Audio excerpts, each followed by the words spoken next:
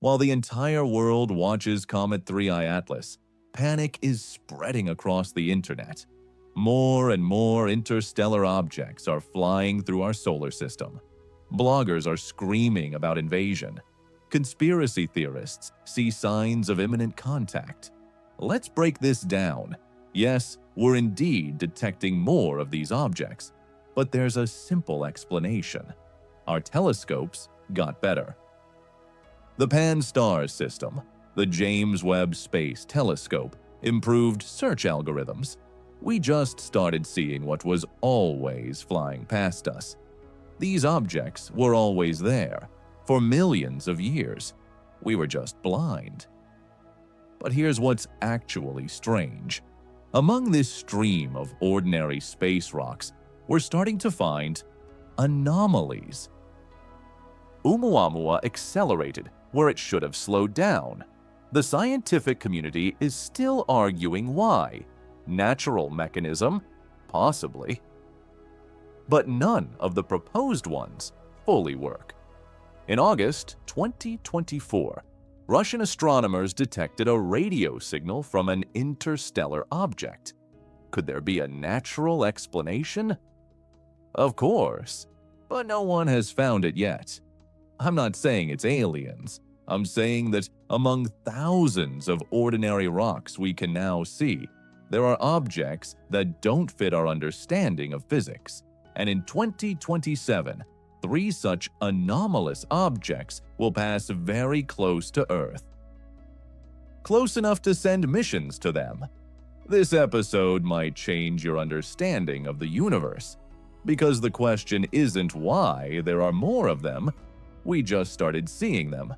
The question is why some of them behave as if they're not quite rocks. Part 1. The Interstellar Boom. Right now, at this very second, objects that shouldn't be here are flying through the solar system.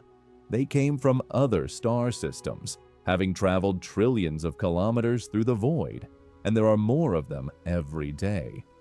In the last 5 years, astronomers have confirmed the existence of 7 interstellar objects. 7! Throughout all previous history of observations, we knew of only 2, Oumuamua and Comet Borisov. This isn't just a statistical spike. This is something fundamentally new. Let's get the numbers straight right away. Before 2017, humanity had never seen a single confirmed interstellar object. Then Oumuamua appeared, a cigar-shaped chunk 400 meters long that raced through the inner solar system at 87 kilometers per second. In 2019, we detected Comet Borisov. It was flying even faster, 177 kilometers per second. And then things got strange. In 2022, the Vera Rubin Observatory on Cerro Pachon Mountain in Chile recorded object 2022 MF5, speed 92 kilometers per second. 3 months later, another one, 2022 UX1. Then more and more. By December 2024, we have 7 confirmed interstellar visitors and another 23 candidates being verified. This is no longer an anomaly. This is a trend. But why now? The answer is both simple and frightening. New telescopes see what we simply missed before. The Vera Rubin Observatory, that's 8.4 meters of pure aperture, plus the world's largest digital camera, 3.2 billion pixels. It photographs the entire southern sky every 3 nights and automatically compares the images. Any object that has moved straight into the database. The Pan-STARRS system in Hawaii does the same for the northern sky. The Atlas telescope is actually 4 robotic telescopes that scan the sky every night. They can detect an object the size of a bus at the distance of Mars's orbit. Before, Such things would have flown by, and we wouldn't even have known. The Chinese LAST telescope, Large Array Survey Telescope, came online in 2023, and that's when the real strangeness began. In October 2024, LAST recorded 3 interstellar objects, 3 in 1 month. Professor Li Wei from the Beijing Observatory called this a statistical impossibility. According to all calculations, we should see 1 interstellar object every year or 2. 3 in a month, it's like winning the lottery 3 times in a row. But the Chinese aren't the only ones sounding the alarm. The European Southern Observatory in Chile detected 2 objects in 6 weeks. The Japanese Subaru telescope, another one, and they're all moving strangely. Take object 2023BX. It entered the solar system at 105 kilometers per second. That's fast, but not impossible. The strangeness is in something else, its trajectory. Usually, interstellar objects move along a hyperbola. They fly in from one side, curve around the sun, and fly out the other, like a stone from a sling. But 2023BX changed course. Not dramatically, just 4 degrees. But for an object with a mass of several million tons, that's a huge deviation. Something pushed it, or it pushed itself. Astronomers proposed a dozen explanations. Gas ejection, like a comet. But there's no comet tail. Solar light pressure, too weak for such mass. Gravity of an invisible companion, not detected. And then came data that doesn't fit any framework at all. Object 2024FJ3 is moving at 180 kilometers per second. That's already at the edge of what's possible for a natural body. To accelerate a rock to such speed, you need a very powerful gravitational kick. A supernova explosion, for example, or a close pass by a black hole. But FJ3 came from emptiness. In the direction it's coming from, there are no bright stars within 50 light years, no known black holes, no supernova remnants, nothing that could have accelerated it like that. And here's where the fast walkers come into play. That's the code name the U.S. Space Command uses for objects with anomalously high speeds. Officially, the tracking program for them doesn't exist, but leaks happen. In November 2023, the Intercept website published part of Pentagon documents. They mention objects with speeds above 150 kilometers per second, some above 200. For comparison, Voyager 1, the fastest spacecraft created by humanity, flies at 17 kilometers per second. The Pentagon refused to comment on the leak, but 2 weeks later, the U.S. Congress allocated $4 billion for enhancing detection and tracking capabilities for fast-moving objects in near-Earth space. Just a coincidence, right? The private sector reacted even faster. In December 2023, Elon Musk announced the StarMap project, a network of 1,000 satellites to map all objects in the solar system. Budget, $2 billion. Launch date, 2026. A week later, Jeff Bezos announced a similar project. Blue Origin is creating the Argus system, 500 satellites with telescopes and lidars. They'll track everything moving faster than 30 kilometers per second. The budget isn't disclosed, but insiders talk about $3 billion. Why did billionaires suddenly become interested in interstellar objects? The official version, scientific curiosity. The unofficial one, they know something we don't. And there's one more detail that only specialists noticed. All 7 confirmed interstellar objects came from roughly the same sector of the sky. Not from one point, but from an area about 30 degrees wide. These are the constellations Cygnus and Lyra. Coincidence? Maybe or maybe not. In that direction is the star Vega, one of the brightest in our sky, 25 light-years from us. And there's also Kepler 452, a star with very strange behavior. Its brightness changes unpredictably, as if something huge periodically blocks it from us.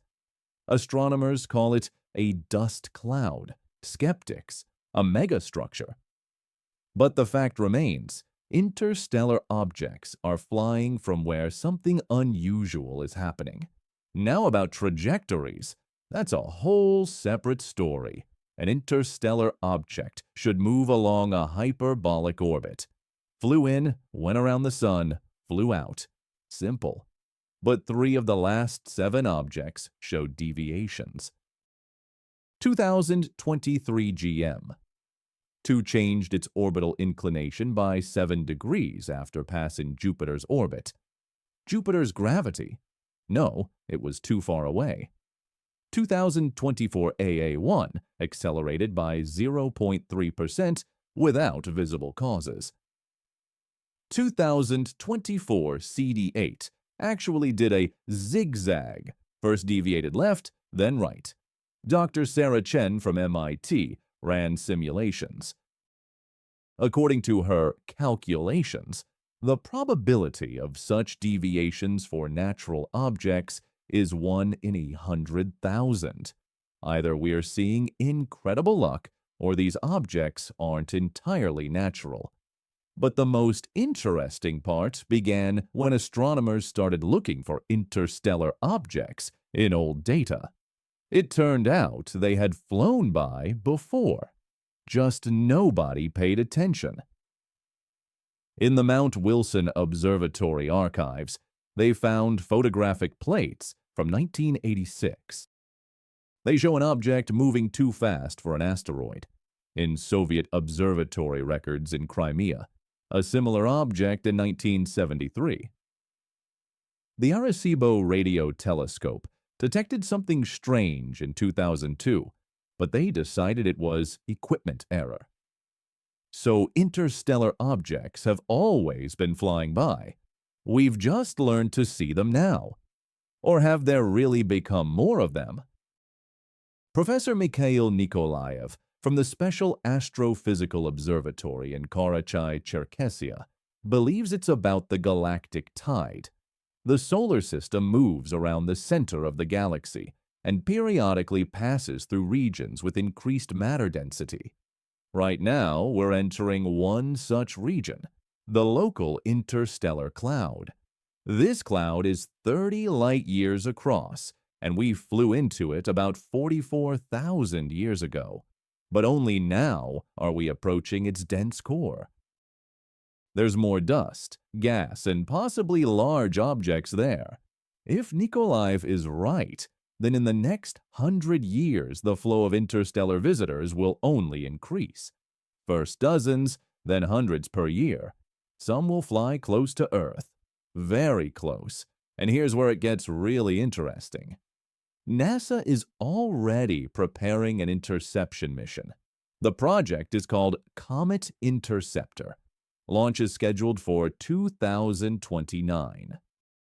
It will be a kamikaze probe that will fly toward an interstellar object and transmit data before collision. The European Space Agency is developing a more ambitious mission, Hera 2. They want not to crash into it, but to land on an interstellar object, attach with harpoons and fly with it, studying its composition and structure. China went even further. Their Zhenghu project is a nuclear tug that can catch up with even a fast object and fly alongside it for years. The first launch is planned for 2032. But why the rush? Why is everyone suddenly interested in chunks of rock from deep space? The answer is simple. These aren't just rocks. Interstellar objects are time capsules. They formed billions of years ago near other stars.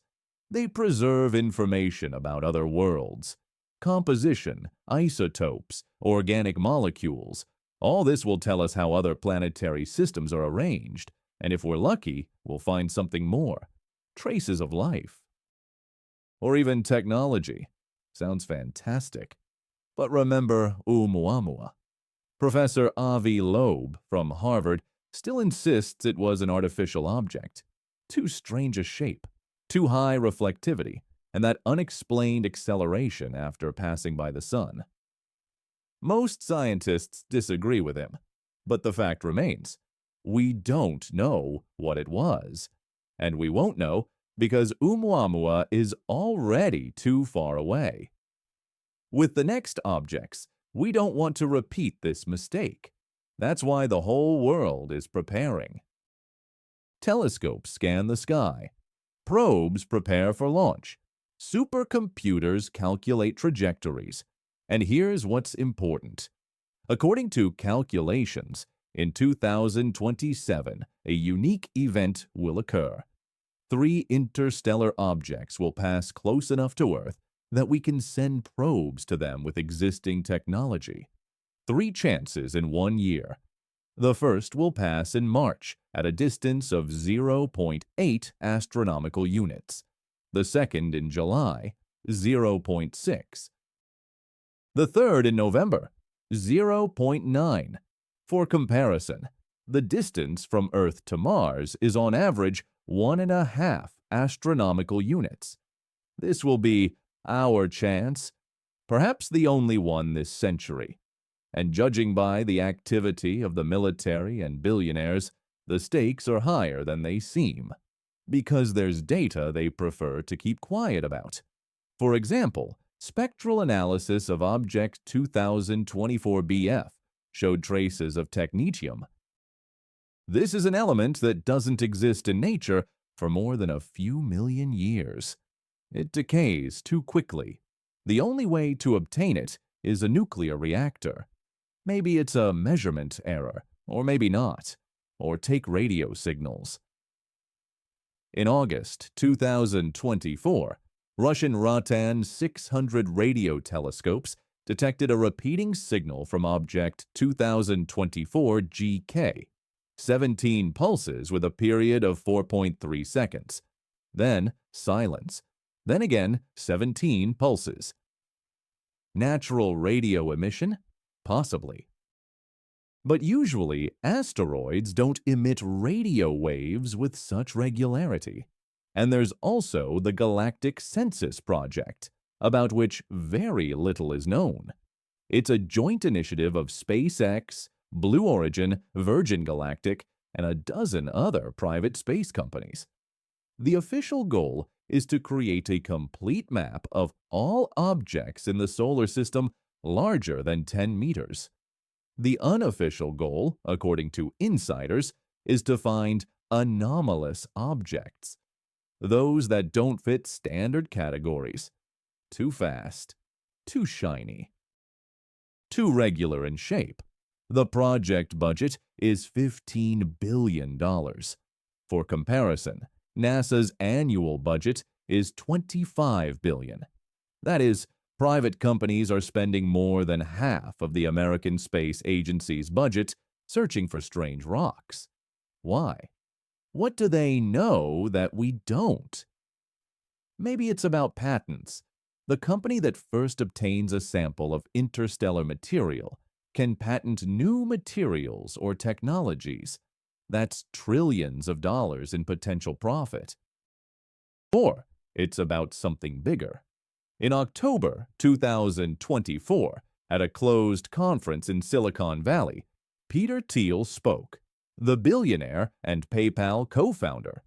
His words leaked to the press. The next gold rush won't be on Earth, not even on asteroids. It will be connected to objects coming from deep space. What did he mean? Mining rare elements, new technologies, or something completely different? There are no answers yet, but the facts speak for themselves. There are more and more interstellar objects. They move strangely. Some show signs that are hard to explain by natural causes, and the whole world, from the military to billionaires, is preparing for something big. 3i Atlas showed that we're not alone in space, at least in terms of cosmic wanderers. But the real discoveries are still ahead, because speed really isn't the strangest thing about these objects. There's something even more unusual. An object that accelerated after passing by the sun, violating all known laws of celestial mechanics. But that's for the next part. Part 2. Impossible physics. There are things that shouldn't happen. A rock can't accelerate by itself in a void. An asteroid can't turn without external force. A dead chunk of ice can't emit radio signals with atomic clock precision. But all of this is happening right now, and science has no explanations. Let's start with the most famous case, Oumuamua. Yes, that same cigar-shaped object that made so much noise in 2017. Most remember it had a strange shape and came from interstellar space, but few know about the main anomaly that still can't be explained. After passing by the sun, Oumuamua accelerated.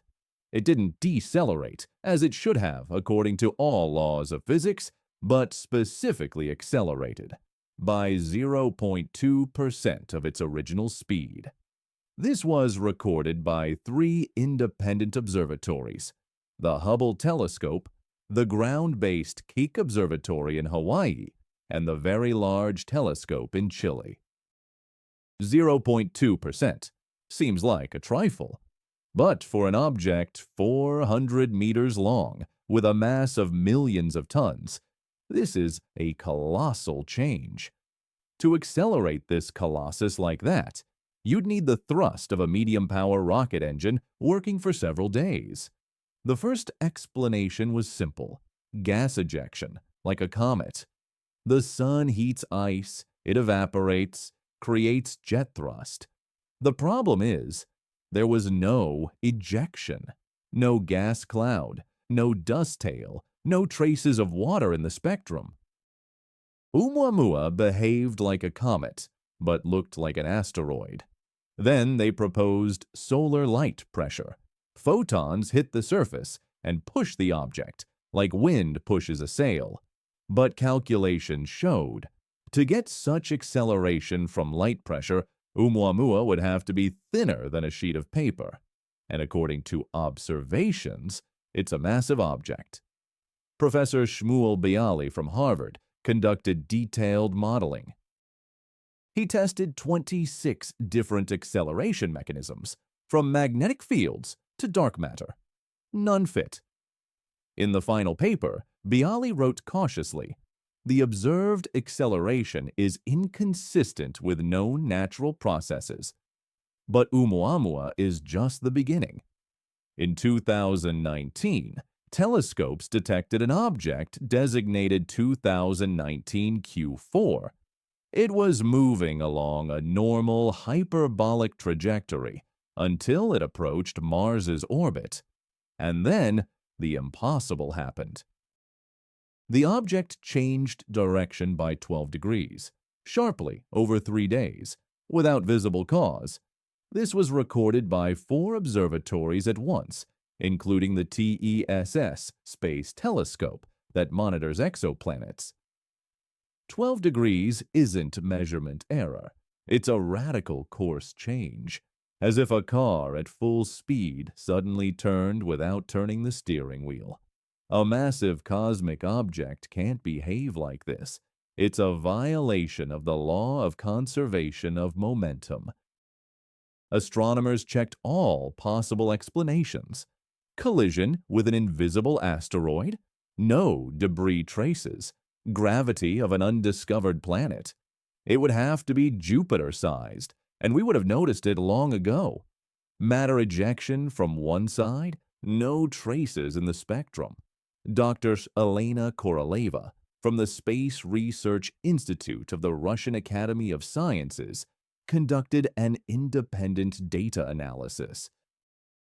Her conclusion: the trajectory change corresponds to applying a force of 500 meganewtons for 72 hours. The nature of this force is unknown. But the strangest part began when astronomers started studying other interstellar objects more carefully. It turned out anomalies aren't the exception, but almost the rule. Object 2021 PL showed the effect of reverse gravitational slingshot. Usually, when a body flies past a massive object like Jupiter, it accelerates due to gravity. This is called a gravitational maneuver, and we use it to accelerate spacecraft. But PL slowed down. It flew past Jupiter at a distance of 2.3 astronomical units and lost speed. Not much, just 0.7 kilometers per second. But according to the laws of celestial mechanics, it should have accelerated by the same amount. Professor Takeshi Yamamoto from the Japan Aerospace Exploration Agency, JAXA, called this physical absurdity. The only explanation he could offer: the object has negative mass. But that's pure fantasy. Negative mass doesn't exist in nature. At least, that's what we thought. And then came spectral analysis data that completely stumped scientists. 3 interstellar objects, 2022 MK, 2023 DR, and 2024 AC, showed practically identical spectra. Same iron-to-nickel ratio, same traces of organic molecules, same reflectivity in the infrared range. The problem is, these objects came from different directions. MK from the constellation Cassiopeia, DR from Ursa Major, AC from Orion. The distance between these points is hundreds of light years. The probability that 3 objects from different star systems would have identical composition is 1 in a billion. Dr. Maria Santos from the European Southern Observatory proposed a bold hypothesis. These objects have a common origin. They were ejected from one system, but at different times and in different directions. Then, the galaxy's gravity turned their trajectories around, and they came to us from different sides. But for this, the original system would need to eject them at speeds of thousands of kilometers per second.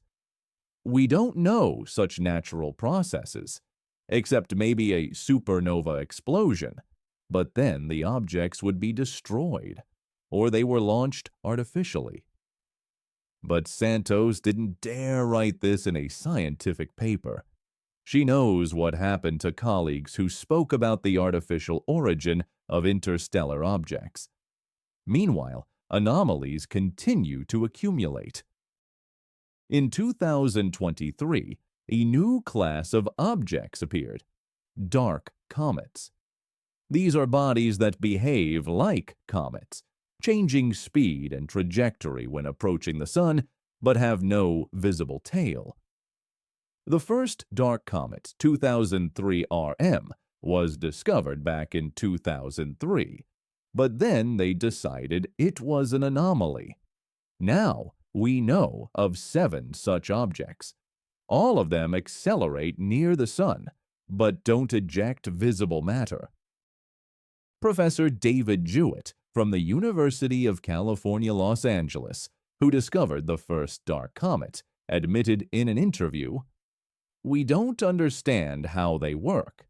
This contradicts everything we know about comet physics."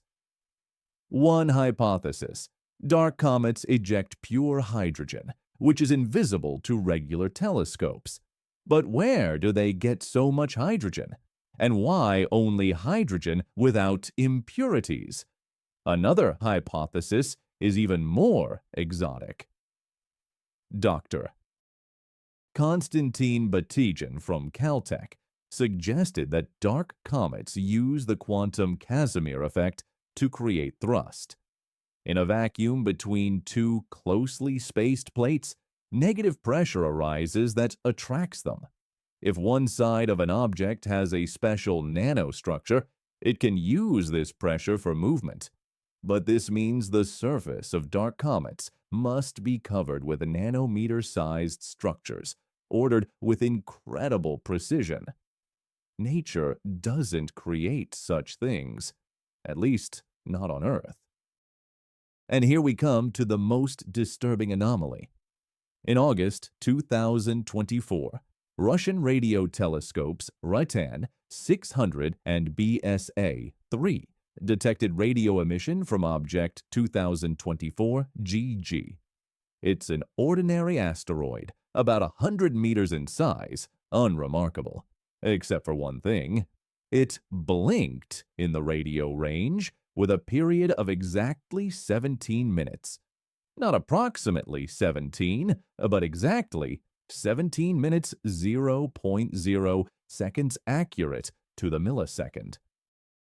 The signal consisted of a series of pulses, 3 short, 3 long, 3 short, then a pause, and again the same sequence, 3 short, 3 long, 3 short. That's SOS in Morse code, the International Distress Signal. Russian astronomers checked the data 3 times. They excluded interference from satellites, reflections from terrestrial transmitters, equipment failures. The signal was real and came from the asteroid.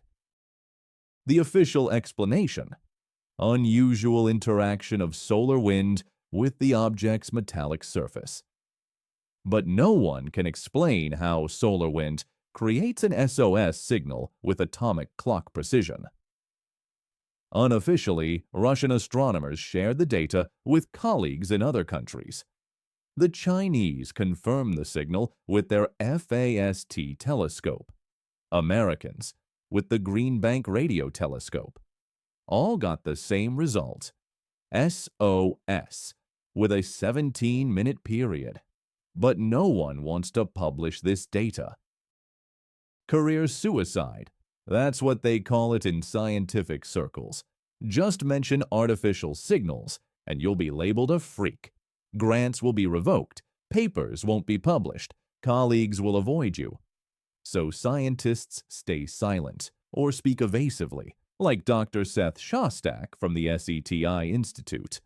We're observing phenomena that require new approaches to interpretation. Translation: we have absolutely no idea what's happening, but data keeps accumulating. In October 2024, the James Webb Telescope conducted a detailed study of 3 interstellar objects. The results were classified, but something leaked. All 3 objects have surface areas with anomalously high reflectivity. Not just shiny, they reflect 99.7% of incident light. That's more than the best Earth mirrors. Moreover, these areas aren't randomly located. They form regular geometric patterns, hexagons on one object, a spiral on another, concentric circles on the third. Nature loves geometry, you'll say. Snowflakes, crystals, basalt columns, all true. But nature doesn't create mirror hexagons 50 meters in size, accurate to the millimeter. Dr. Linda Spilker from NASA's Jet Propulsion Laboratory, who led the data analysis, declined to comment. But her colleague, on condition of anonymity, told journalists, "If I saw this on Earth, I'd say these are solar panels." But this isn't Earth. There's one more detail almost nobody knows about. In the Minor Planet Center database, which tracks all cosmic objects, there's a special category: objects with undetermined status. Officially, it lists bodies for which there's insufficient data for accurate classification. Unofficially, they dump everything there that doesn't fit standard categories. Too fast for an asteroid, too slow for a comet, too shiny for a rock, too dark for ice, too regular in shape for a natural object. In 2020, there were 4 objects in this category. In 2022, 12. Now, 43. And these are only those officially recognized as anomalous. Professor Igor Molotov from the Keldysh Institute of Applied Mathematics, who develops space object tracking systems, speaks directly. We're seeing things that shouldn't exist. Either our physics is incomplete or these objects are unnatural. But there's a third option that Molotov didn't mention. Maybe our physics is incomplete precisely because we're dealing with unnatural objects, with technologies that use laws of physics still unknown to us. Sounds like fantasy. Now remember the history of science. Radio waves seemed like magic until Maxwell discovered the equations of electromagnetism. Nuclear energy was impossible until Einstein derived the mass-energy equivalence formula. Quantum teleportation was a fairy tale until it was demonstrated in a laboratory. Maybe interstellar objects use physics we'll discover in 100 years, or 1,000, or never if we're afraid to face the truth. Because facts are stubborn things. Oumuamua accelerated without visible cause.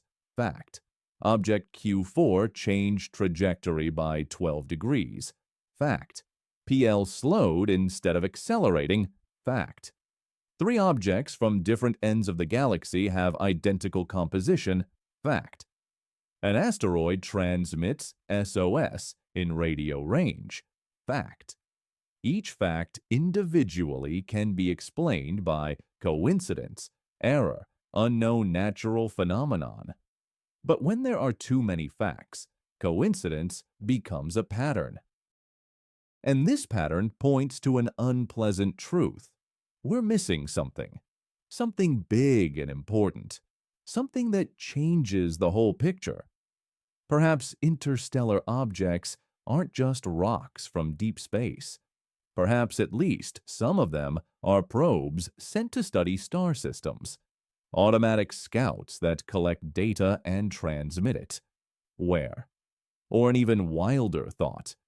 What if these aren't probes, but transport? Ships that use stellar gravity for acceleration and deceleration. That fly along pre-calculated routes between star systems.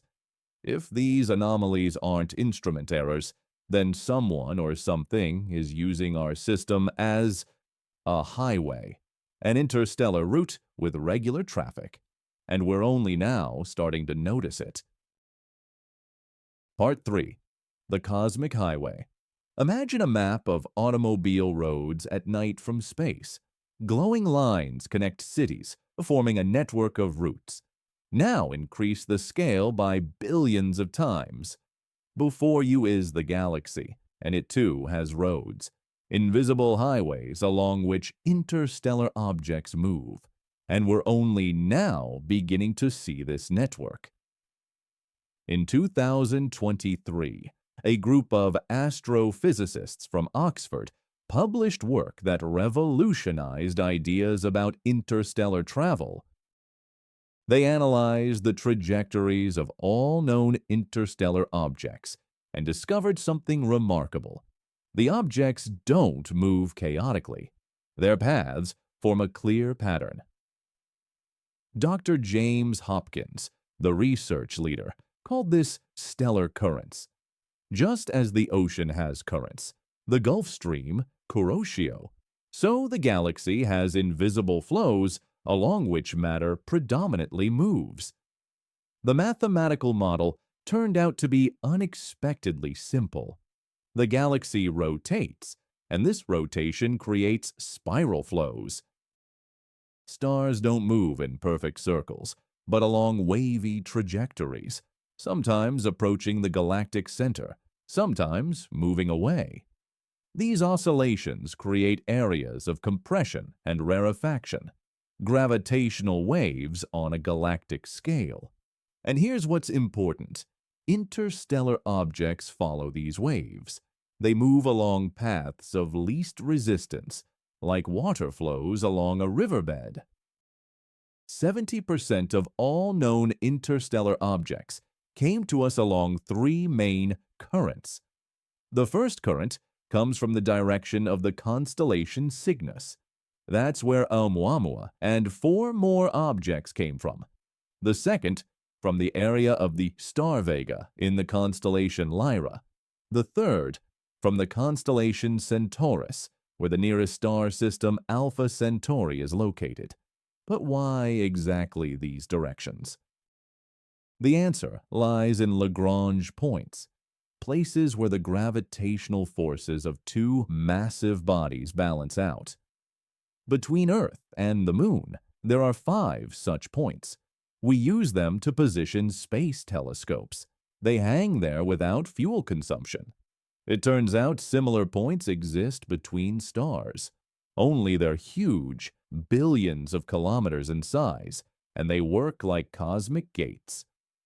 Professor Li Zhang from Peking University conducted computer modeling. He calculated the positions of interstellar Lagrange points for the nearest 100 stars. The result was shocking. 80% of interstellar objects pass through these points. This isn't a coincidence. Lagrange points work like gravitational funnels. An object caught in such a funnel is automatically directed to the next star. Without engines, without fuel, only through gravity. Moreover, Zhang discovered that Lagrange points form a network. From each star, roads lead to several neighbors. From those to the next ones. The result is a galactic transport system, and the solar system is one of the nodes in this network. We're located at the intersection of 3 major highways. One leads to Vega, another to Alpha Centauri, the third to the star Wolf 359 in the constellation Leto. No wonder so much interstellar traffic passes through our system. But that's not all. There are cycles that make certain periods especially busy. The main one is the galactic tide. The sun moves around the galactic center at 220 kilometers per second.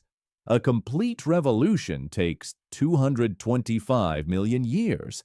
That's a galactic year. But the orbit isn't circular. The sun rises above the galactic plane, then descends below it. The oscillation period is about 70 million years. Every 26 million years we pass through the galactic plane, the densest part of the galaxy. There are more stars there, more gas, more dust, and more interstellar objects. Dr. Michael Rampino from New York University studied Earth's geological record. He discovered that mass extinctions occur with a periodicity of about 26 million years. Coincidence? Unlikely. When the solar system passes through dense regions, the probability of collisions with large objects increases. The asteroid that killed the dinosaurs 66 million years ago could have been an interstellar visitor. At least its trajectory allows for this. Right now, we're about 3 million years from the next passage through the galactic plane. It would seem we can relax, but there's a nuance. We're entering the local interstellar cloud. This is a region of increased density, about 30 light-years across. We flew into it 44,000 years ago, and will fly through it for another 10 to 20,000 years. But right now, we're approaching the densest part, the cloud's core. Professor Priscilla Frisch from the University of Chicago A leading specialist in the local interstellar medium warns in the next 1,000 years, the flow of interstellar objects could increase tenfold. That's not 10 objects per year, but 100. Some will fly very close to Earth. Statistically, once every 100 years, an object larger than a kilometer will pass closer than the moon. But there's a way to use these cosmic highways for our purposes. If natural objects follow gravitational currents, then artificial devices can do the same. Dr. Slava Turichev from NASA's Jet Propulsion Laboratory proposed using the sun as a gravitational lens. If you launch a probe to the focal point, about 550 astronomical units from the sun, it can use the sun's gravity as a telescope. Magnification by millions of times. It will be possible to see the surfaces of planets around other stars. But Turyshev went further. He calculated that the same gravitational lens can work as an accelerator. An object properly using the gravitational focus can accelerate to 5% of the speed of light, 15,000 kilometers per second. This isn't fantasy. The physics of the process is understood and verified. The only problem is navigation accuracy, a deviation of fractions of a degree, and instead of acceleration, you'll get deceleration. But what if someone has already mastered this technology? What if some interstellar objects use stars as gravitational lenses for acceleration and deceleration? This would explain the anomalous speeds. An object arrives at a star at normal speed, passes through the focal point, accelerates, and flies to the next star. There, the process repeats, like cosmic ping pong between stars. The European Space Agency is already preparing a mission to test this hypothesis. The Interstellar Highway Project, a group of 4 probes that will track the trajectories of interstellar objects from different points. But the most ambitious project is Sentinels. This is a joint program of NASA, ESA, Roscosmos, and the Chinese Space Agency. The plan is simple and audacious at the same time. A network of 100 automatic interceptors will be placed in orbits from Venus to Neptune. Each is a small probe with an ion engine and fuel supply for 10 years. When an interstellar object appears, the nearest interceptor will fly to it, land on the surface, and transmit data. The project cost is $50 billion. The launch of the first interceptors is scheduled for 2028. By 2035, the entire network should be deployed. Why such expenses? The official answer is scientific research, but there are also unofficial reasons. First, resources. Interstellar objects may contain elements and isotopes that don't exist in the solar system. For example, stable transuranic elements from the island of stability. 1 kilogram of such substance would be worth trillions of dollars. Second, technology. If even one object turns out to be artificial, it will be access to alien technology. Even a hull fragment made of an unknown alloy could advance materials science by centuries. Third, security. If interstellar objects really use our system as a transit hub, we need to know who and why is flying through here. This is a matter of planetary security. General John Raymond, head of the U.S. Space Force, expressed it very clearly. We must control the space around Earth. Including objects that come from outside China is going even further. Their Heavenly Guardian project involves not only observation, but also the ability to change the trajectories of dangerous objects. nuclear charges in orbit, ready to launch at interstellar targets. Russia is developing the barrier system, a network of powerful lasers for remote analysis of passing objects' composition. The laser vaporizes a microscopic area of the surface. A spectrometer analyzes the vapor composition. India, Japan, Israel, all space powers are preparing their interception programs. A new space race has begun. But now, the goal isn't the moon or Mars, but catching interstellar wanderers. And there's one more detail that few think about. If we see a flow of objects from other systems, then objects from our system are also flying to other stars. Comets, asteroids, maybe even small planets. All of this can be ejected from the solar system by gravitational perturbations and fly along the same cosmic highways to other stars, and Earth's microorganisms will fly with them.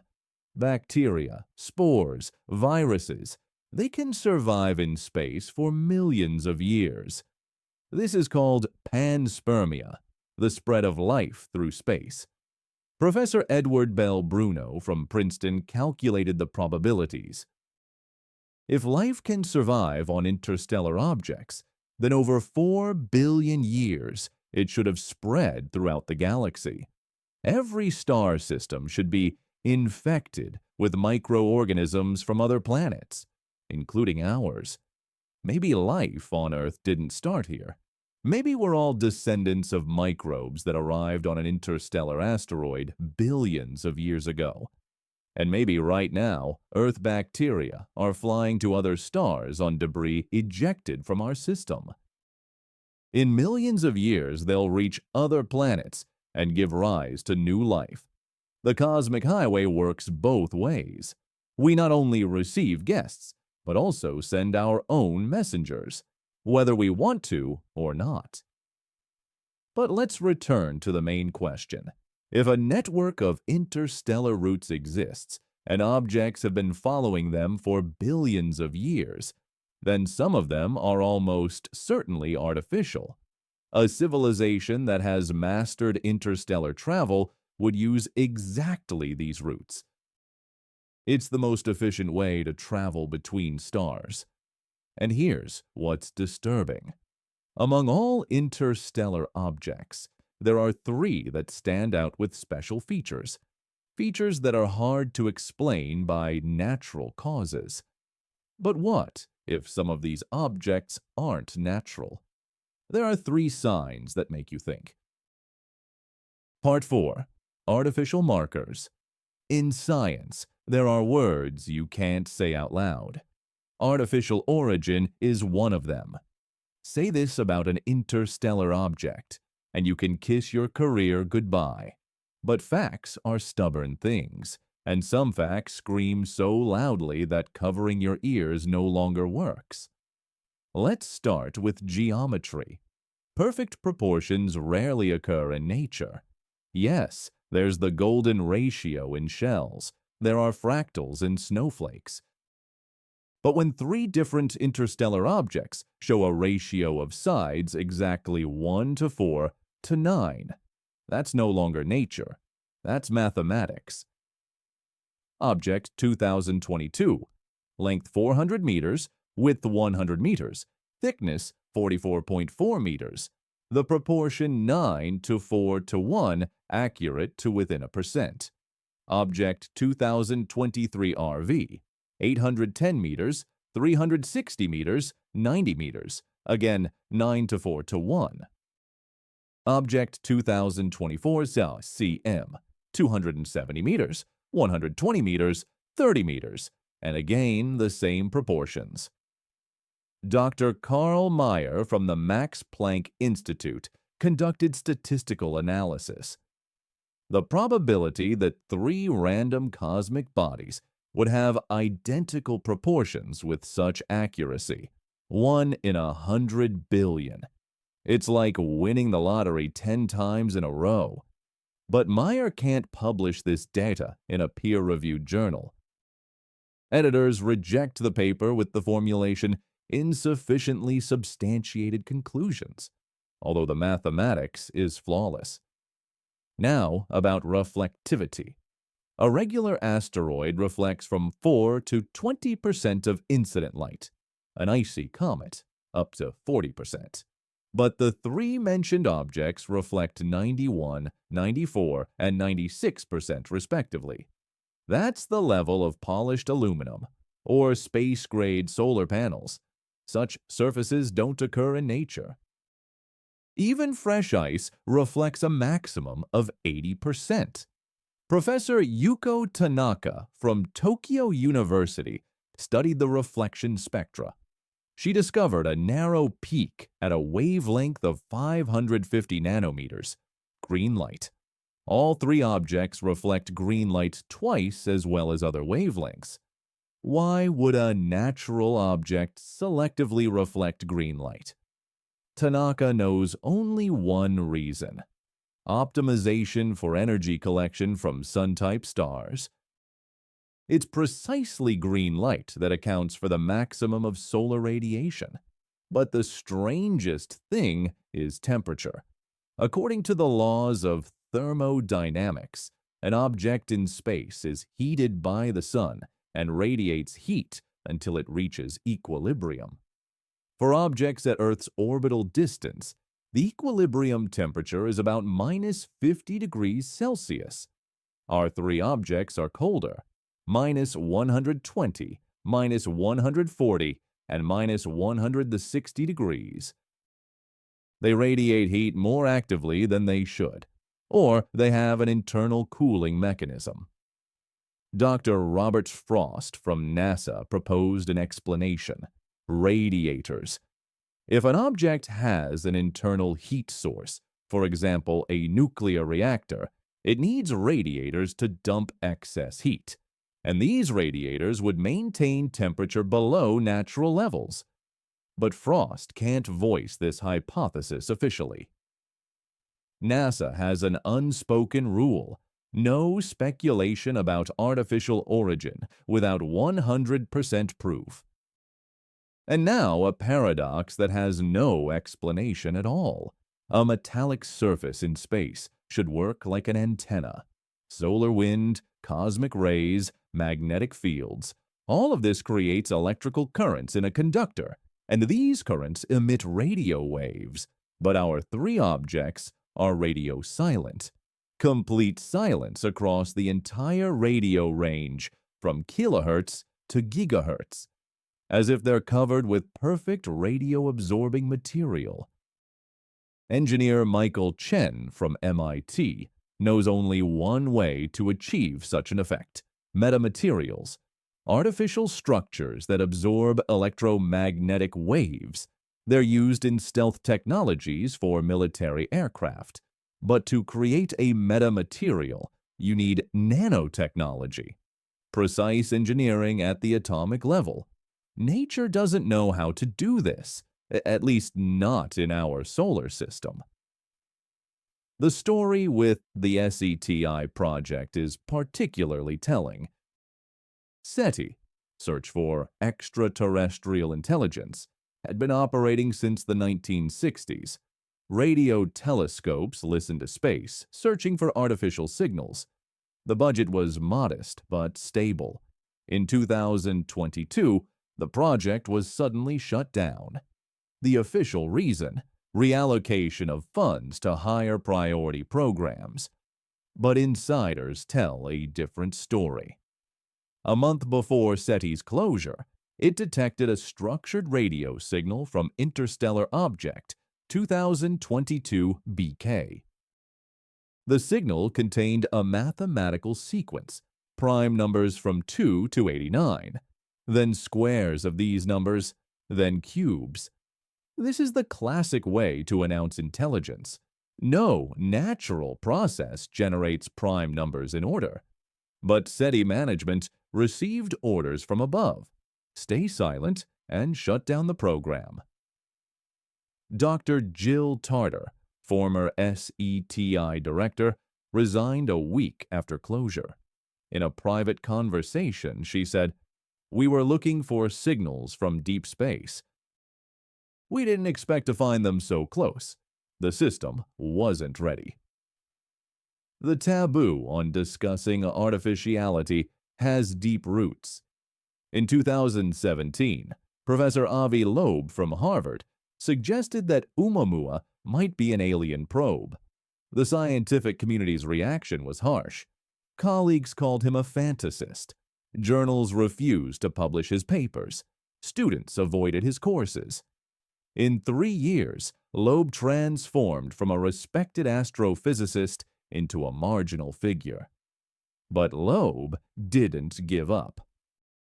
He founded Project Galileo, a private program searching for technological artifacts.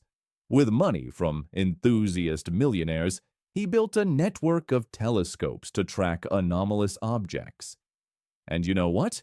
Project Galileo discovered more oddities in 2 years than all of official science in a decade, simply because they weren't afraid to look. Dr. Laura Bennett from Project Galileo shared data that didn't make it into official reports. 17% of all interstellar objects show at least one anomaly unexplainable by natural causes. 17%. If you extrapolate to the entire galaxy, that's billions of anomalous objects. Even if only 1% of them are artificial, that's still millions of alien artifacts flying between stars. Chinese scientists are more open about this issue. Professor Wei Long from the Beijing Academy of Sciences stated directly, "We must seriously consider the possibility of artificial origin for some interstellar objects." The Chinese Sky Eye program includes a protocol for identifying artificial objects. They have a checklist of 20 signs: geometric regularity, unusual spectrum, anomalous trajectory, radio signals, and so on.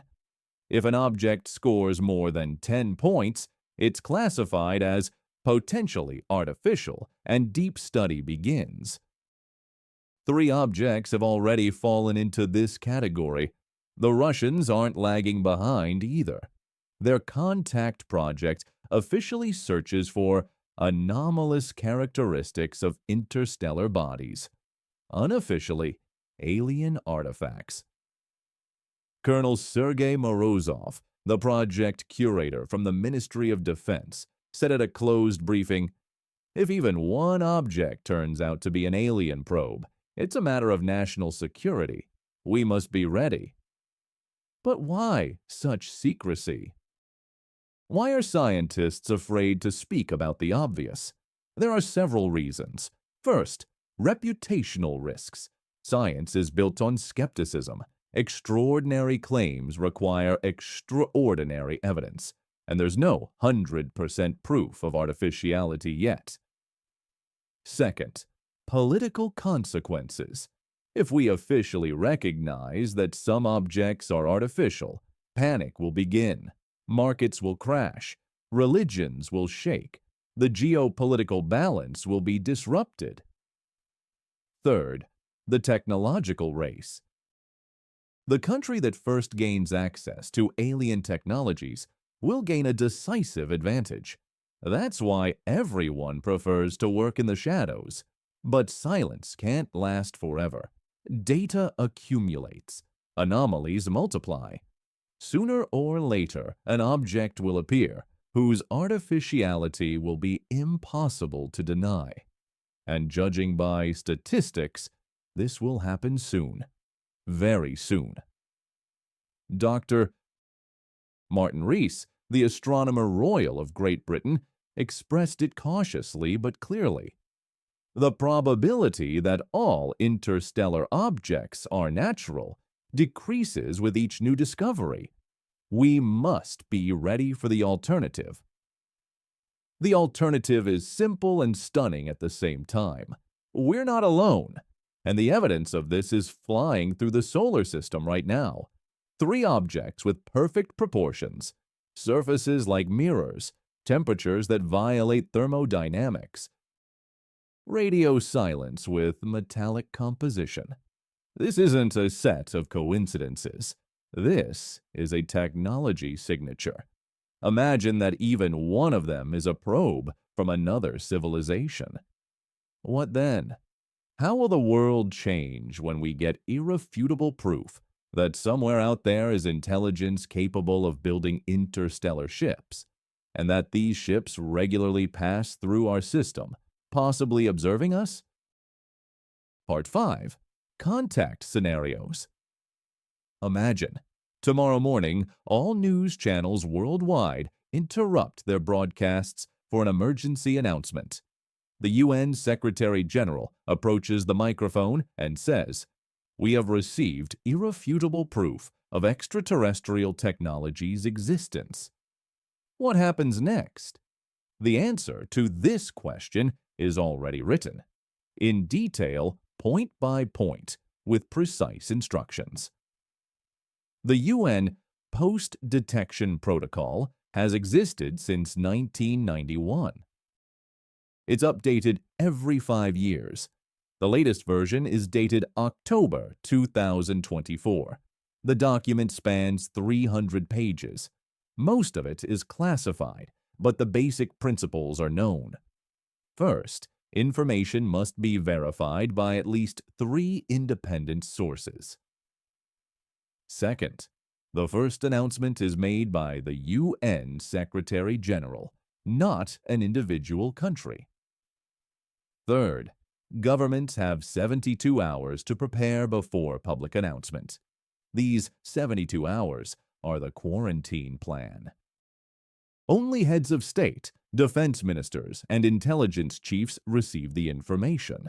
During this time, they must prepare the army, police, emergency services, deploy reserves, prepare addresses to the nation. Colonel James McGregor, a former Pentagon employee, participated in developing the American part of the protocol. According to him, the main task in the first hours is preventing panic. People will buy up food, weapons, fuel. Banks will face mass cash withdrawals. This could collapse the entire system in a day. That's why the protocol specifies banks switch to limited withdrawal, no more than $1,000 per person per day. Stock exchanges close for a week. The Army takes critical infrastructure under guard. Power plants, water intakes, food warehouses. But this is just the beginning. Then the most interesting part begins. The fight for control over information. Dr. Elena Vasilyeva from the Institute for Information Transmission Problems of the Russian Academy of Sciences participated in modeling information flows. In the first hour after announcement, internet traffic will increase tenfold. Google, Facebook, Twitter servers will simply crash. People will search for any information, believe any rumors. That's why the protocol provides for managed informing. A special UN group will release portions of information every 6 hours. Enough to satisfy curiosity, but not enough for panic. What about the economy? Here forecasts diverge radically. Professor Robert Shiller from Yale, Nobel laureate in economics, conducted modeling.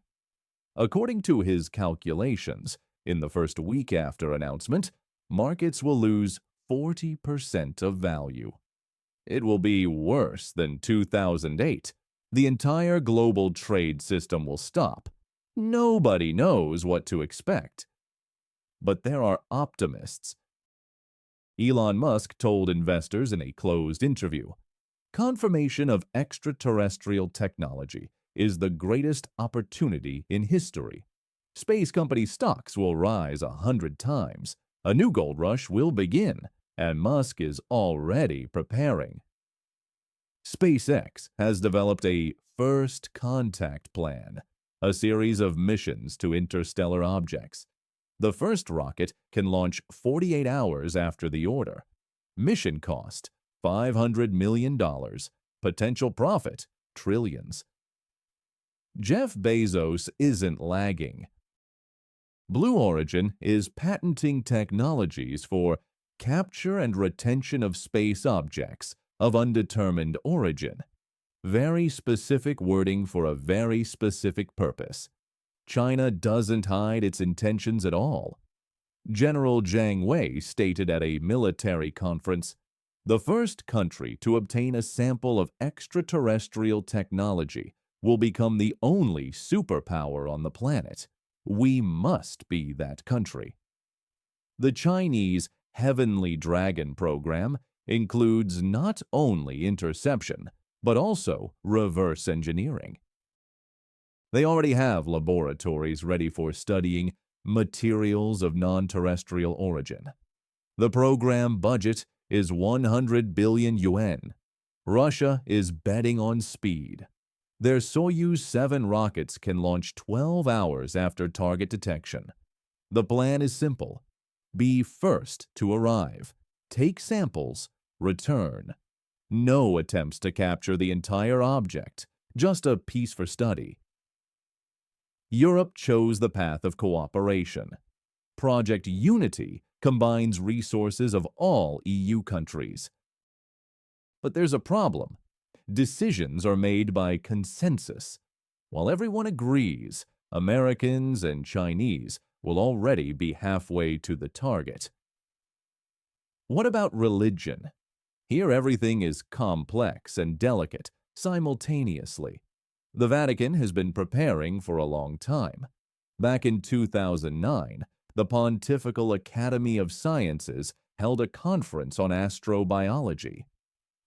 Conclusion: the existence of extraterrestrial life doesn't contradict Catholic doctrine.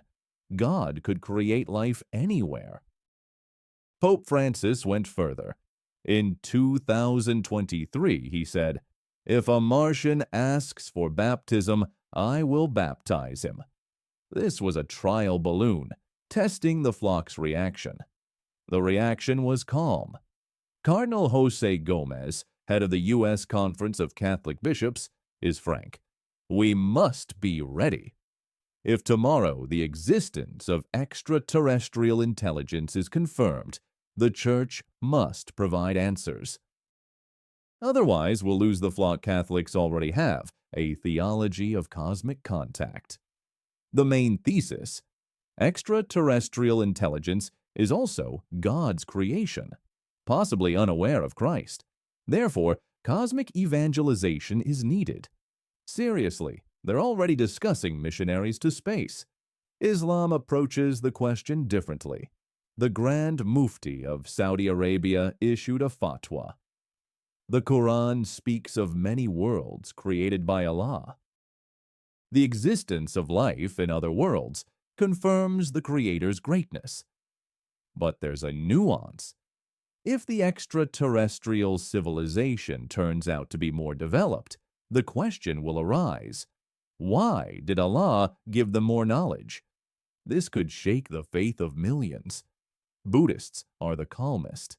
The Dalai Lama said simply, "Buddhism has always taught about countless worlds and forms of life." Extraterrestrial intelligence is merely confirmation of ancient wisdom. The Orthodox Church is officially silent, but sources in the Moscow Patriarchate speak of a secret commission on theological assessment of extraterrestrial contact. They say special prayers are already being prepared, and Protestants have split. Some see angels and aliens, others demons, still others just neighbors in the universe. 17 new churches have already been registered in the U.S., including extraterrestrial intelligence in their doctrine. But the biggest preparation is happening in the military sphere.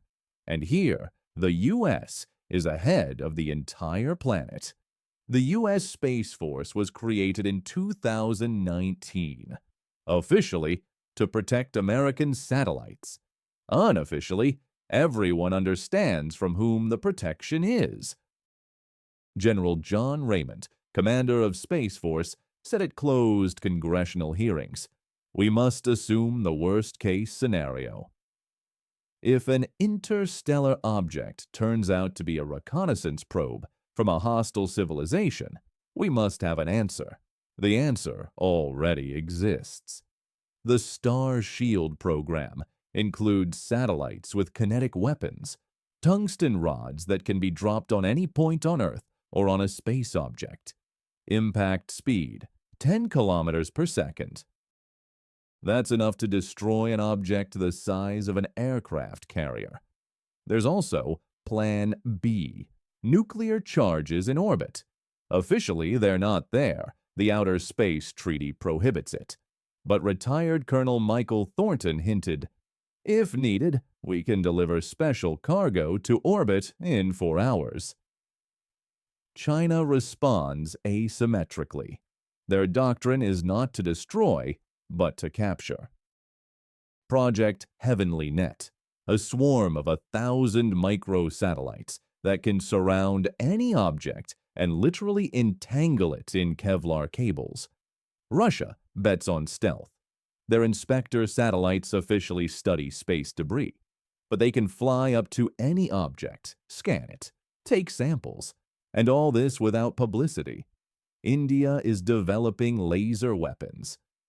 Project Kali, a powerful orbital laser capable of burning through meter-thick armor at a distance of 1,000 kilometers. So far, it's just a prototype, but Indians promise a combat version by 2030. Israel, as always, is silent, but satellite images show strange activity in the Negev desert. Looks like construction of a huge antenna array. Experts suggest a communication system or electronic warfare weapon. The whole world is preparing for contact, but preparing for different scenarios. Some expect enlightenment and technological leap. Others, invasion and enslavement.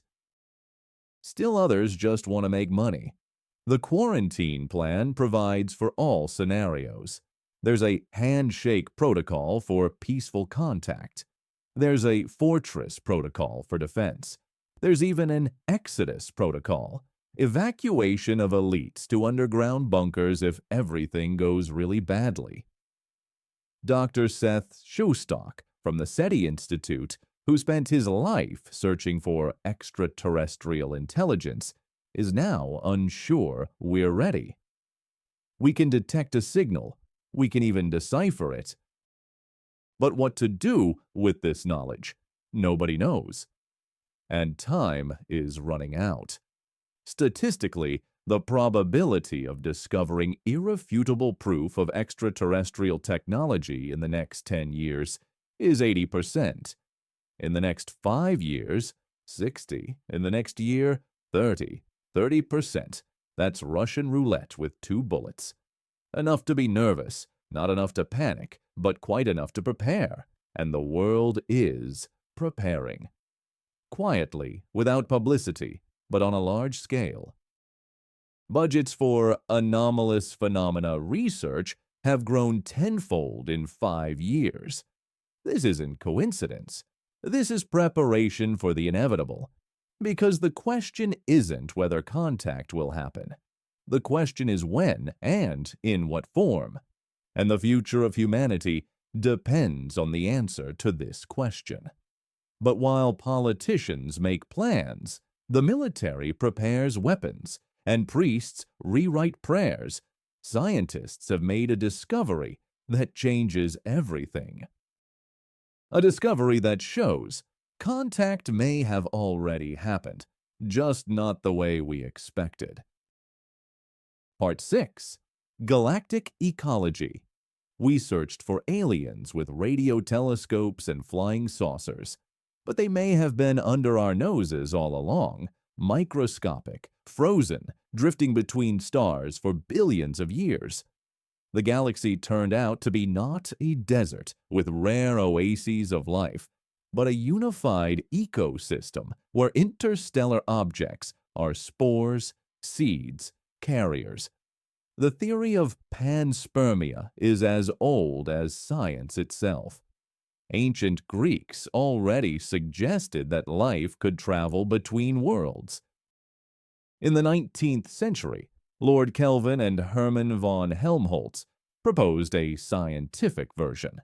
Microorganisms can survive in space and be transferred by meteorites. But old panspermia ran into the distance problem. Even the most resilient spores wouldn't survive millions of years of radiation in open space. Or so we thought.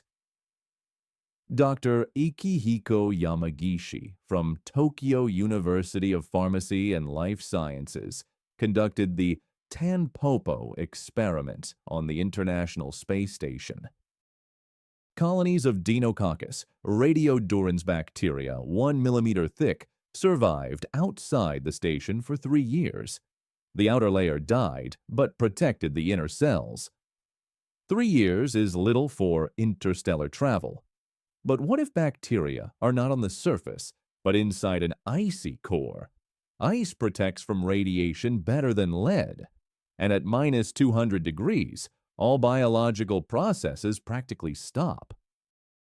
Professor Manasvi Lingam from the Florida Institute of Technology calculated, in an ice core 10 meters in diameter, bacteria can survive 100 million years. That's enough to reach the nearest 1,000 stars. And here's where it gets really interesting. Of the 7 latest interstellar objects, 5 showed traces of organic molecules. Not just carbon, complex organics, amino acids, nucleotides, even fragments resembling RNA. Object 2022 FR contained glycine, the simplest amino acid. 2023 BC, adenine, one of the 4 building blocks of DNA. 2024 GM, a whole cocktail of organic molecules, including something resembling chlorophyll. Skeptics say organics can form abiogenically without life's participation. True, but the concentrations we're seeing are thousands of times higher than in ordinary solar system asteroids. Chandra Wickramasinghe from the Buckingham Center for Astrobiology goes further. He analyzed carbon isotope ratios in interstellar objects' organics. The ratio of carbon 12 to carbon 13 is characteristic of biological processes. This is life's signature, says Wickramasinghe. Not 100% proof, but a very strong argument. If this isn't life, it's a process amazingly imitating it. But the most shocking discovery was made by a group from the University of Edinburgh. They studied dust particles collected in the stratosphere after Object 2023 PK flew by. The samples contained structures resembling fossilized bacteria, size about 1 micrometer, shape spheres and rods like Earth's microbes. Professor Charles Cockle, the group's head, is cautious in conclusions. We're not claiming we found alien life, but these structures require explanation. They're too ordered for minerals and too similar to microfossils. If these really are remains of extraterrestrial microorganisms, the worldview changes radically. The galaxy isn't a collection of isolated biospheres, but a unified ecosystem. Interstellar objects are life carriers, cosmic plankton drifting between stars, and this exchange is constant. Dr. Lisa Kaltenegger from Cornell University calculated each star system ejects trillions of tons of material over 1 billion years.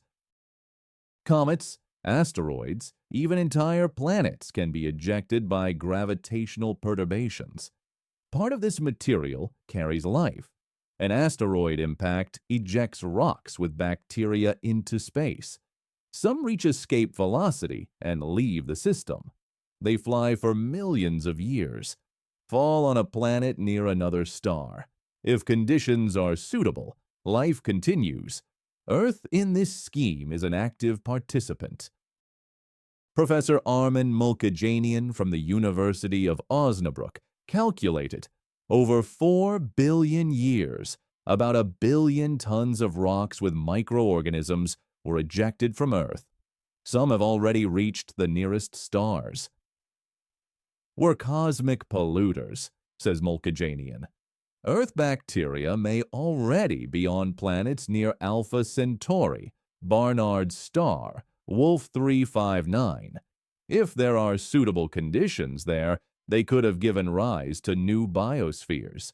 This changes the approach to searching for life. We're looking for independently arising life, but we might find distant relatives. Life on Mars, Europa, Enceladus might turn out not to be alien, but Earth's, brought by meteorites. Or conversely, Earth life might turn out to be Martian. Mars formed before Earth and became habitable earlier. If life arose there, it could have reached Earth with Martian meteorites. Professor Stephen Benner from the Foundation for Applied Molecular Evolution goes even further. Conditions on early Mars were better for RNA emergence than on early Earth. We might all be Martians, but if life travels between stars, why don't we see it everywhere? Where are all these cosmic bacteria? The answer might be in the Great Filter, a hypothetical barrier that prevents life from spreading throughout the galaxy. Robin Hansen, who proposed the concept, thought about technological civilizations, but the filter can work for microbes too.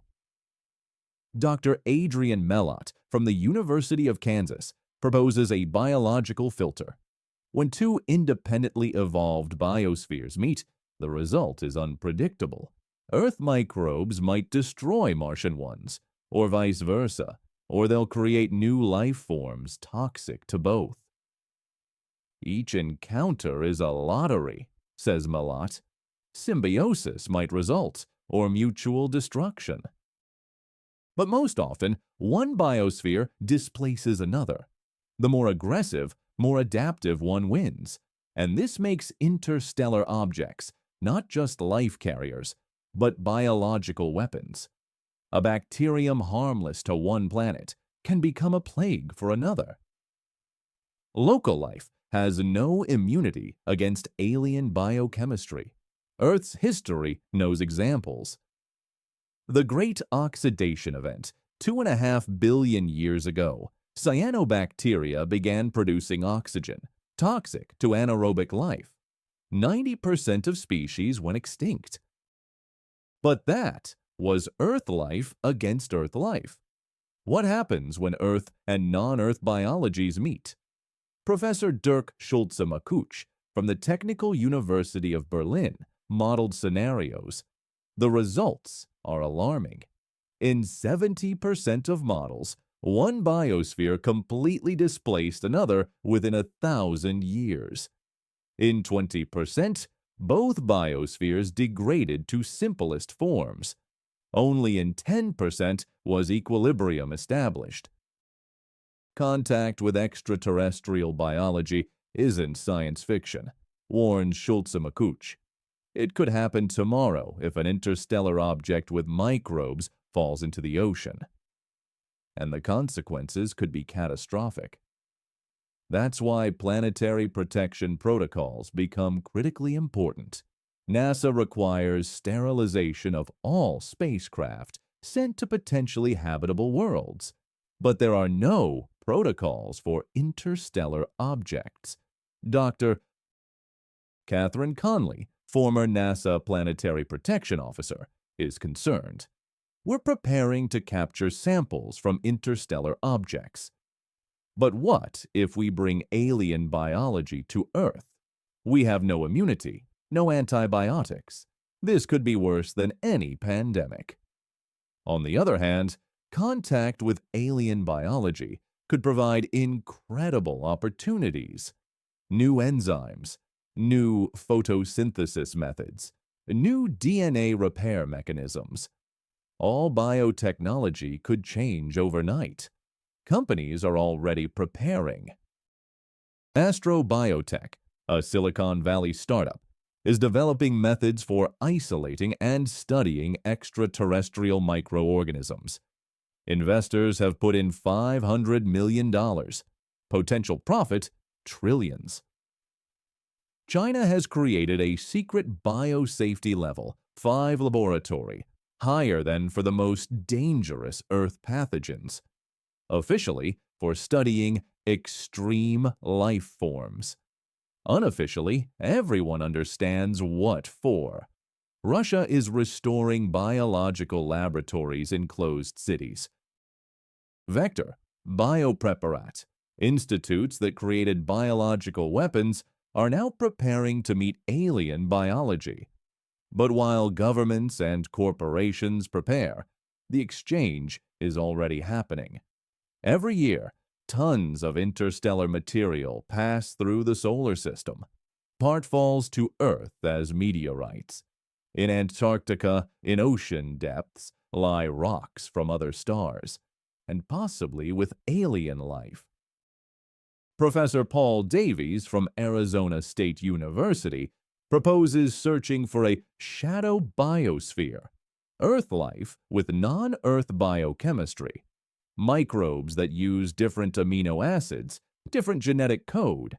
They might live alongside us, invisible to ordinary detection methods.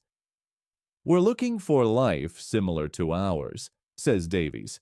But what if life with different biochemistry lives nearby? We just don't know how to look for it, and maybe we don't need to look far. Human microbiome research constantly finds new species, some so strange they don't fit the tree of life. Maybe these are descendants of ancient aliens, brought by meteorites billions of years ago. The galaxy turned out to be not empty space between stars, but a living ecosystem. Interstellar objects aren't dead rocks, but life carriers. Perhaps all life in the galaxy is connected, descended from a common ancestor, spread through cosmic panspermia. This changes our place in the universe. We're not unique. We're part of the galactic biosphere, one of billions of worlds exchanging genetic material. Our bacteria are already flying to other stars. Alien microbes are flying to us. And here's where the most important part begins. What to do about this right now? Because this isn't abstract theory. This is reality that could change everything at any moment. Part 7. Window of Opportunity. The next 5 years will change human history. This is not an exaggeration. By 2030, we will either obtain a sample from an interstellar object or miss a chance that may not repeat for centuries. The race has already begun, and the stakes are measured not in billions of dollars, but in civilization's future. First to launch is the European mission Comet Interceptor. Launch, June 2029. This isn't an ordinary probe. It's 3 spacecraft in one, a mothership and 2 daughter probes. They'll wait at Lagrange point L2, 1.5 million kilometers from Earth, ready to rush toward any interstellar object. Dr. Geraint Jones from University College London, the mission's scientific director, explains the strategy. We'll have only a few weeks from the moment of object detection. The traditional approach, building a mission for a specific target, doesn't work. We must be ready in advance. Comet Interceptor can reach speeds up to 70 kilometers per second. That's enough to catch an object at a distance up to 3 astronomical units from Earth. During approach, the mothership will release daughter probes. They'll fly through the coma or dust tail, if there is one, collect samples, conduct spectral analysis. The mission budget is 700 million euros. By space standards, pennies. But Europeans are betting not on size, but on reaction speed. First to see, first to fly, first to get data. China thinks bigger. Project Zheng-He is a nuclear tug with a mass of 80 tons.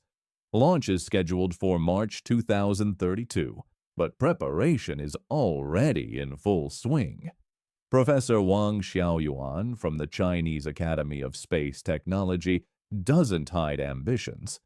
Europeans might arrive first, but we can stay. Our spacecraft will accompany an interstellar object for years, studying every centimeter of the surface. A nuclear reactor with 10 megawatts of power feeds ion engines. Specific impulse, 10,000 seconds. This will allow speeds up to 150 kilometers per second and maneuvering for years without refueling. But the main thing is robotics. Zheng-He will carry 12 autonomous research robots. They'll be able to drill, cut, melt, analyze. If the object turns out to be artificial, robots will try to penetrate inside. We're preparing for any scenario, says Wang, including discovery of active technologies. We have protocols for contact with artificial intelligence, if it's there. Americans haven't officially announced a special mission to interstellar objects, but insiders speak of Project Odysseus, a modification of the Psyche probe for quick interception. Launch is possible as early as 2028 if a suitable target appears. But the real breakthrough might come from the private sector. Yuri Milner and Stephen Hawking's Breakthrough Listen project initially searched for radio signals from distant civilizations. Now, the focus has shifted to interstellar objects. Dr. Andrew Semyon from the University of California, Berkeley, project director, reveals plans. We're building a radio telescope on the far side of the moon. There's no radio interference from Earth there. We'll be able to hear even the weakest signal from an interstellar object. A telescope 100 meters in diameter will be deployed in Daedalus Crater. Construction will begin in 2027. But this is only part of the plan. Breakthrough Starshot, a daughter project, is developing laser sails. The idea is insane and genius simultaneously. A probe weighing several grams with a sail 4 square meters in area. Powerful lasers from Earth accelerate it to 10% the speed of light in minutes. Professor Philip Lubin from the University of California, Santa Barbara, the technology's developer, is confident. We can launch the first prototype in 2026. By 2030, we'll be ready to send a probe to an interstellar object. 10% the speed of light is 30,000 kilometers per second. At such speed, you can catch any interstellar object in weeks, not years. The problem is braking. There isn't any. The probe will fly past the target in seconds. But in those seconds, it will manage to take thousands of images, conduct spectral analysis, possibly even take a sample by laser ablation.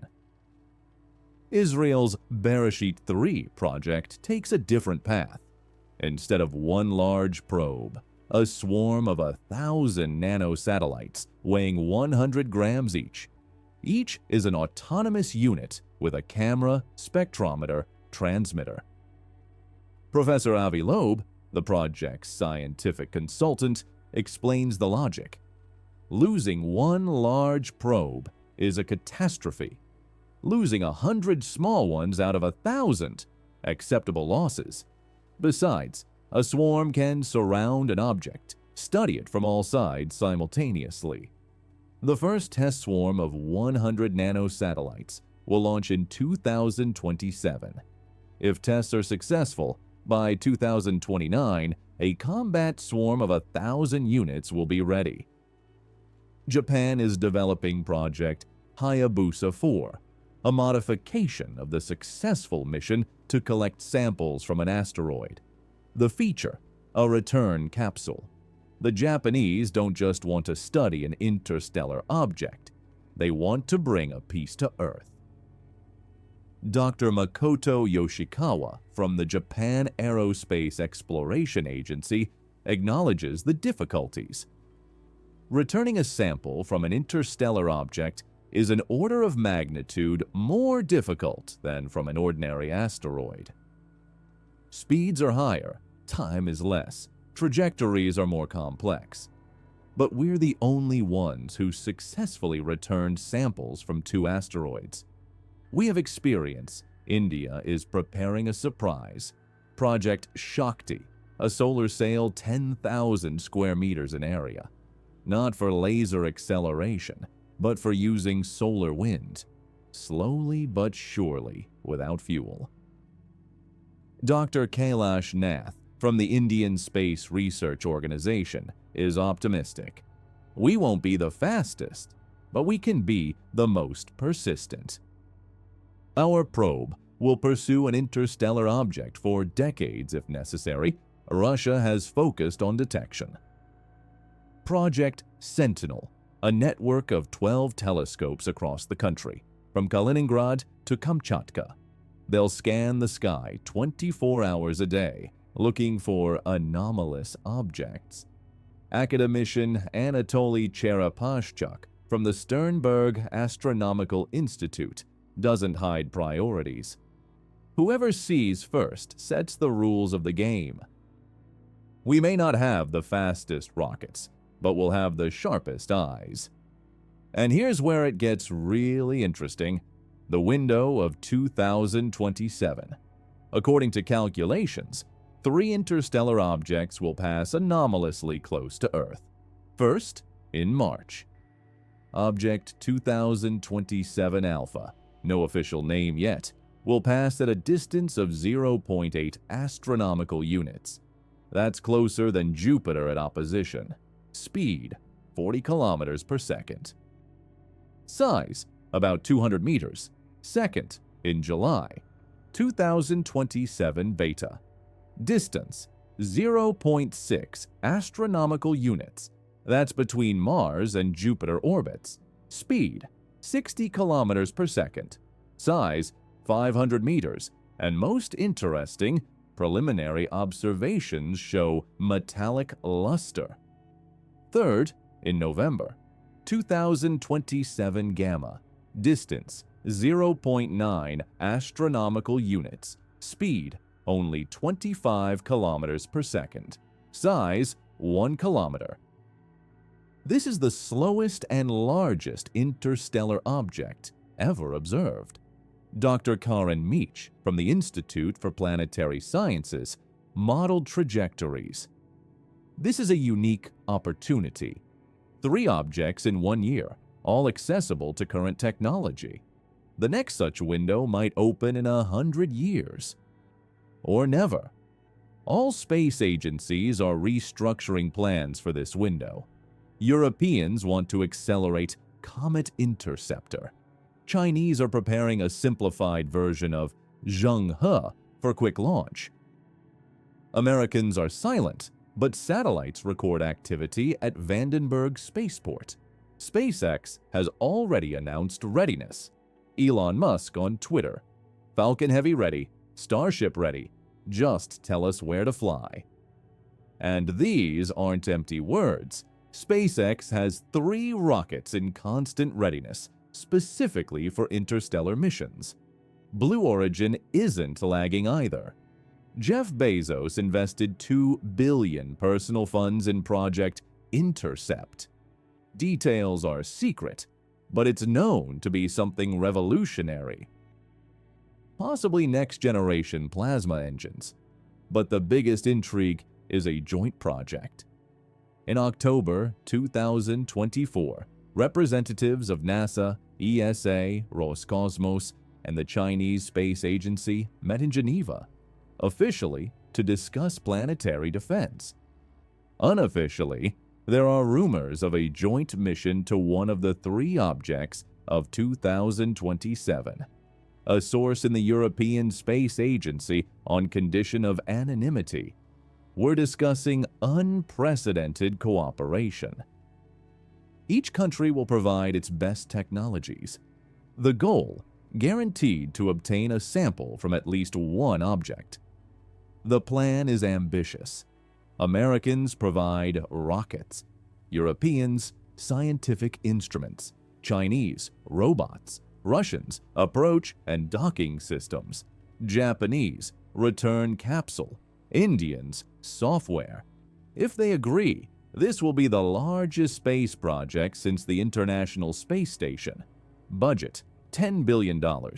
Timeline 3 years. Goal: deliver to Earth at least a kilogram of matter from an interstellar object. But time is playing against us. To make the window of 2027, a decision must be made by the end of 2025. That means less than a year for coordination. Professor Martin Elvis from the Harvard-Smithsonian Center for Astrophysics warns, "We have the technology, we have the money, we have targets, but we don't have time for political games." If we miss this window, the next chance might not come in our lifetime. And the stakes grow every day. According to latest data, Object 2027 Beta shows strange brightness variations, as if rotating, showing dark then light sides, or as if it has huge solar panels. Object Gamma emits radio waves at frequency 1,420 MHz. That's the frequency of hydrogen, the most common element in the universe. Natural phenomenon? Possibly. But it's also the frequency SETI recommends for interstellar communication, and Object Alpha behaves strangely altogether. Its trajectory slightly changes as if it's correcting course. The changes are tiny on the edge of measurement error, but they're there. The world holds its breath. Telescopes point to space. Rockets are ready for launch. Scientists don't sleep at night, refining trajectories. Politicians conduct secret negotiations. Billionaires place bets. 2027 will enter history, either as the year of first contact or as the year of missed opportunity. The choice is ours, and there's almost no time left for deliberation. But there's one detail nobody speaks about aloud, a detail that could change everything. And it's connected not with what we'll find out there in space, but with what we've already found here on Earth.